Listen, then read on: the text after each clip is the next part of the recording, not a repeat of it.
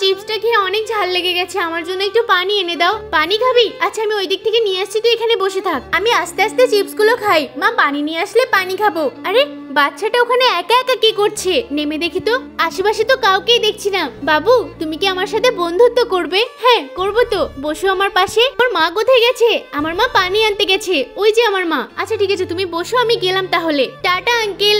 এই ওই লোকটা কে ছিল? ওটা একটা আঙ্কেল। এই তোর গলার চেন কোথায় গেল? হ্যাঁ তাহলে কি ওই লোকটা নিয়ে গেছে? এই লোক দাঁড়াও দাঁড়াও দাঁড়াও বলছি, কত দামি চেন ছিল। এখন আমি বাড়ি গিয়ে কি জবাব দেব, সবাইকে কি বলবো? মা তুমি এত টেনশন করছো কেন? দেখো চেনটা তো আমার পকেটেই আছে। হ্যাঁ চেনটা তোর কাছে আছে? হ্যাঁ আমি যখন আঙ্কেলটার সাথে বসেছিলাম তার আগে আমার চেনটা খুলে গেছিল, আমি আমার পায়ের উপরে রেখেছিলাম। আঙ্কেল বললো এইভাবে রেখে দিও না, চুরি করে নিয়ে যাবে, তুমি তোমার পকেটে রেখে দাও চেনটা। আঙ্কেলটা নিজেই আমার পকেটে চেনটা রেখে দিল। আঙ্কেলটা খুব ভালো ছিল মা, তুমি শুধু শুধু আঙ্কেলকে ভুল বুঝছো। হ্যাঁ রে তুই ঠিকই বলেছিস।